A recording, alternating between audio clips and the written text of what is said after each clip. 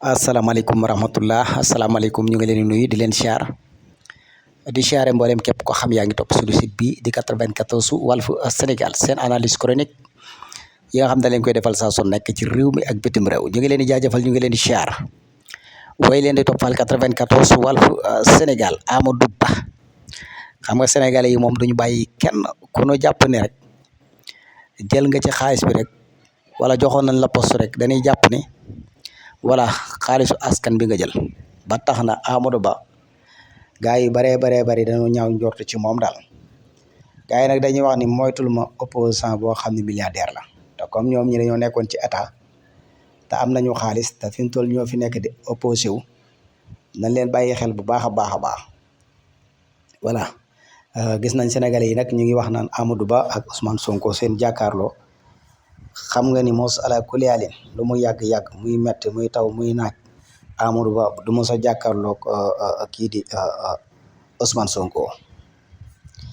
voilà moo tax nag sénégalais yi ni Amadou Ba xaalisam bu bari bii na ñëw génn wax fan la ko jëlee sénégalais yi ñoo koy wax xam nga débat boobu nga xam ne voilà da ko waroon a seq ak Ousmane Sonko woo na ko ci débat public voilà dina ñëw wala du ñëw sénégalais yi dañoo yàkkamti loolu bu ko defee ñu mën a xam dëgg Amadou Ba fan la jëlee xaalisam impôt domaine nag ko fa nekk xam nga ne moom wax dëgg yàlla yaa ma gën a xam voilà du ñëpp nag voilà am na ci ñoo xam ne wax dëgg fa yàlla daanaka voilà waaye daal loolu yëpp c'est parce que rek mooy am milliardaire daal mu leer ne dafa bokkoon ci état te mu leer ne da la contre wax dëgg yàlla ay mbiram moom dafa mat a lijjante bu baax a baax parce que ñii ci seen xaalis la ñuy sukkandiku du xam-xam du image du dara waaye ci seen xaalis la ñuy sukkandiku ngir mën laa faagaagal ngir mën laa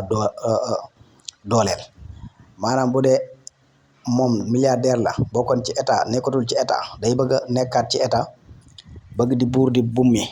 waaye ci xaalis bi la sukkandiku pour mën a am loolu noonu moo tax yu baree bari daf koy jaral moo tax kon classe yu Amadou Ba yi nga xam dañoo nekkoon ci réew mi nga xam ni boo xoolee seen démb ak seen tay li ñu waroon a am bu ñu xaymaa daanaka mën naa ne du doon milliards yi tax ñuy wax wala bu matee milliards ci lay yem voilà xam nga Afrique moom pour nga am fi milliards daa yomb voilà loolu mooy problème bi kon sénégalais yi bari dañuy wax daal ni Amadou Ba mii daal ñaaw na njortu ci moom milliardaire la boo xam ne ni mi ngi ci biir réew mi te day opposé wu te ñi muy opposé wul xaalis bi mu yor mën na leen cee jaay doole loolu nag sénégalais yi ñoo koy wax waaye sénégalais yi xamuñu ni ñi fi nekk tey lijjanti wuñ am milliardaire maanaam jubbanti lañ wax Amadou Ba bu fekkee dafa jël xaalisu Sénégal lu mu yàgg-yàgg it voilà day koy goxi rek delloowaat ko ci biir sénégalais yi suuf lu mu mën a doon ndax ñi fi ne moom ci loolu la ñuy taxaw